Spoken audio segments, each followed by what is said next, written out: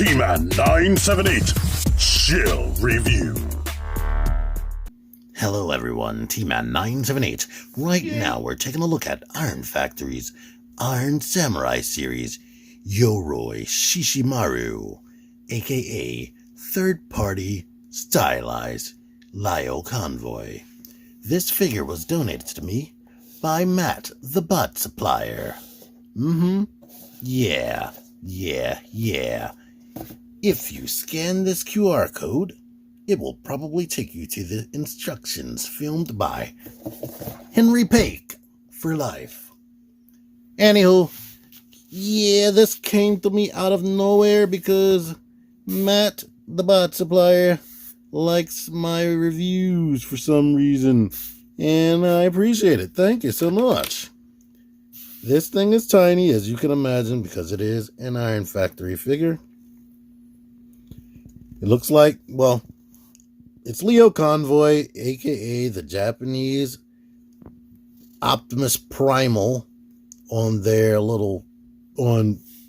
guess it was called Beast Wars 2. It was an alternate reality Beast Wars that was going on at the same time as Beast Wars. So, yeah, he was a white lion that looked cartoony. But this, as you can see, is more Gundam and Samurai inspired. His main accessory, you can see that he's wearing it. It's the sword and sheath combo. And yes, there's a peg hole right there if you want it to be on this side. But when you plug it in, it like clicks in, but it comes out very easily. And here are the details on this. This is one thing I hate about a white background. It looks good for certain pictures, but not good for certain figures.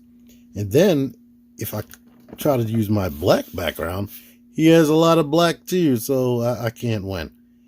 What do you guys think a gray backdrop will look like? Not one that looks like carpet, like just a gray sheet or something like that.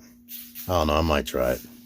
But anywho, outside of that accessory, let me get into the other accessories. He has these hands. All the hands are made out of a softer material, I guess, so they can go off of the plastic, hard plastic.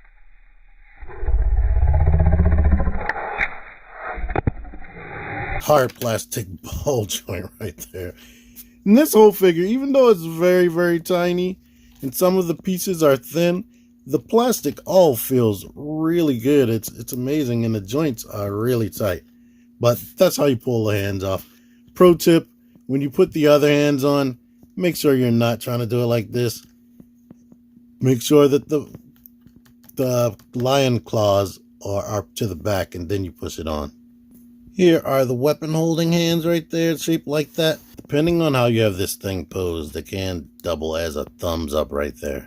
And as you can see right here, the kibble gets right up on out of the way, so you can get into some good poses. And that's great. Here are some more flared out hands right here. And they do not rotate or anything, but let me let you see this. Like I said, they are pliable, so you don't have to worry about breaking them. And I don't know if they do that for other figures, but Magic Square needs to learn to do that, because they like to give people these flared out hands. I think them, maybe New Age too. They give them the flared out hands, and they're hard plastic, and they're not gesture like this either. They're just like, and look dumb. Last set of accessories are these all the way closed hands, and not with the thumb sticking out. But yeah, they lend themselves for poses like this. And let's take a look at this. I didn't notice this till I looked at Pake's video. That looks like the Matrix just chilling right there on his shoulder. It even has the hand or finger holes right there and the Matrix in the middle. So I don't believe this can come off. I tried, but I'm not going to try harder. Let's get into the articulation now, though. And here's this right here, the sheath on this side. I personally like this side. I like it swooping up that way. But officially on the art, they have it on the other side. The head is on a ball joint. It can look up a tremendous amount and look down a little bit, and of course swivel, and a little bit of pivot side to side. This shoulder guard, or which becomes the lion's rear, it's on a bunch of hinges, so it can get completely clear out of the way. And this can hinge up and bend down, so it's up to you. And this can move around. Maybe you can use this as like some type of dagger or something, but you can have that pointed any type of way because that's on a ball joint. But the shoulders can rise up and down due to transformation. It's on a ball joint, goes out to the side all the way. Swivel right there. It's on a double jointed elbow right here. And the wrist is on the ball joint, as you saw, so you can get a little bit of wiggle right there, back up and down and back and forth, and of course rotate. The waist or abdomen is on a ball joint, so you can get the tiniest bit of ab crunch, not really so much back. You get that, you don't get side to side. These side skirts can lift up and out of the way, and they're on ball joints, so you can spin this around and whatnot. The legs, this was bugging me at first because that was right there and you bump, but it gets right out of the way. So you can kick up a significant amount, like a little tiny bit over 90 degrees. I sometimes forget this, but it can kick all the way out to the side. Swivel, double jointed knees. The heel can go all the way forward right there, or the ankle can kick forward due to transformation. You get all the ankle pivots you want. You get the toes can do that, and the toes can come forward stiff, and the heel can move and whatnot due to transformation. So tons of articulation all over the place. Here's Iron Factory's Jazz, whatever his fake name is, and their RC or Pink Assassin, I believe they're called. But he is a little bit shorter, taller than Jazz. Jazz is super blocky. This thing, the articulation is nuts. Here it is next to Deluxe Class RC. Here's some other random toys. Magic Squares, Optimus Prime, official G1 gears, a Micromaster, Siege, Ravage, and Marvel Legends Spider-Man. Transformation! First thing we're going to do is flip his head around like that, you see? And now we're going to move this out of the way, but kind of just rotate it up into this orientation for now. And I'm going to push that up like that, yeah. Now we're going to take this off of here to get it out of the way. Move this stuff back and up like that out of the way. Rotate the legs at the hip. Now we can, if these aren't all the way up like that, put them up like that. We can push the foot up like this, rotate the foot, bend the knee this way, bend the foot that way, and shut the heel. Same stuff over here. Yada yada. Okay. And now we can rotate this way like that. And there is a little T-joint right here that folds up out of there. And now we can spread the leg right there because there is a little gap right there inside of the thigh. Bring this down to here and shove that gap inside of one of the thighs. And then try ever so desperately to get the other leg to line up with that rectangular peg. And if you're lucky, you did it right. Yay! Now, with this stuff still out of the way, we can hinge the chest up just the tiniest bit. Bring the shoulders back. Push these over the hands. I put on his regular clenched fist. All of the fists have the ability to make this move, but these cover the best, so that's why I did that. Now this thing, we're gonna rotate it this way. It was over there. We're gonna rotate it over here. Grab this, pull that out, bend these back, you can articulate this to go back that way as well. And now with these things right here, we can cover up his robot shoulders, but actually you can do whatever the heck you want to do with these. They kind of just get in a daggone way. But yeah, there we are. In fact, wait a minute. Something don't feel right. Yeah, this hinge should have been higher. So now we can put it down like that. But now, here he is. He's a robo kitty cat. You can see he has Energon pink eyes right there.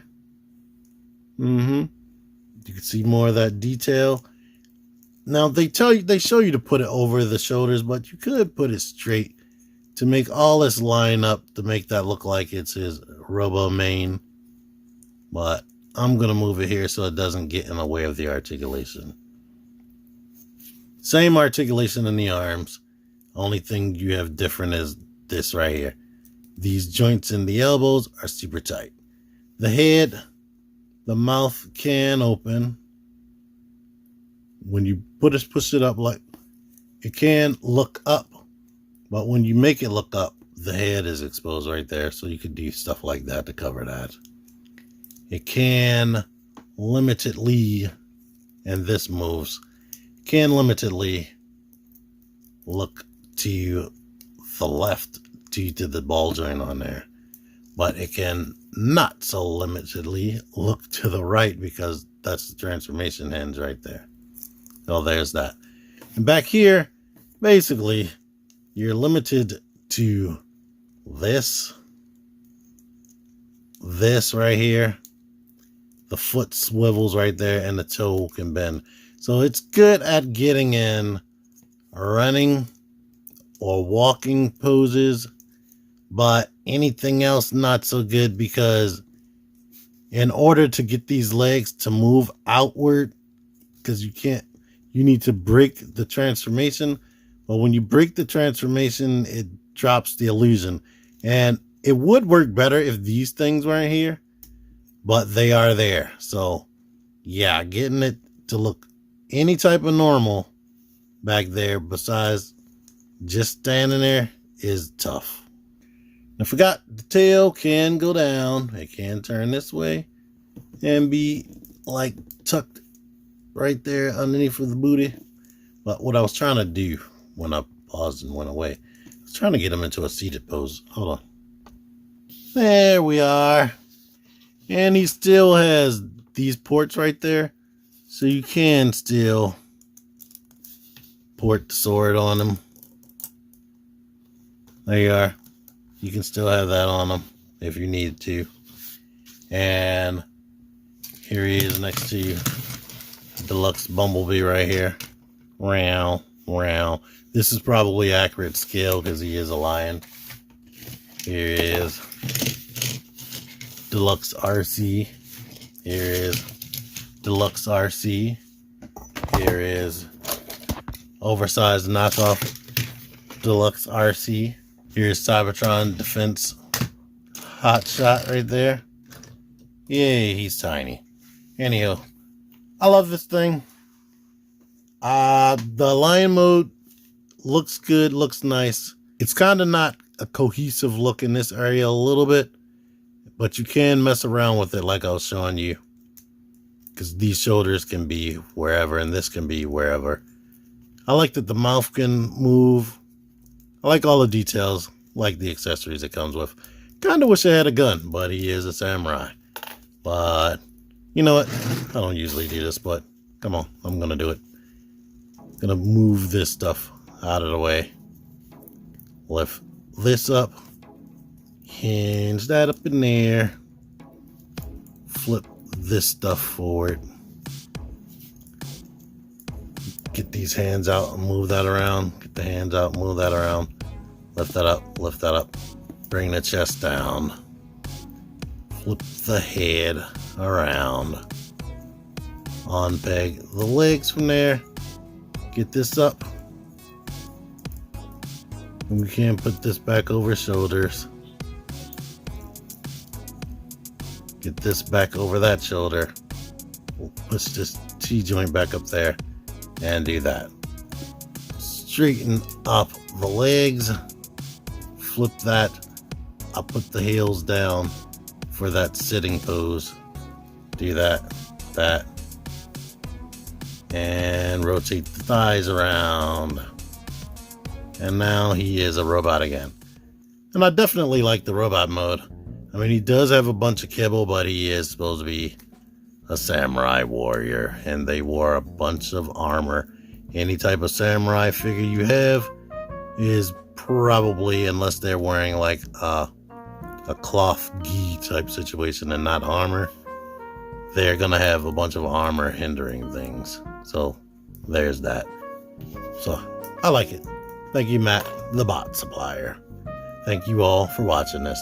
Until next time, T-Man978 out of here. Click the videos. Click the videos, baby. Click the videos. You should really click these videos. Click the videos.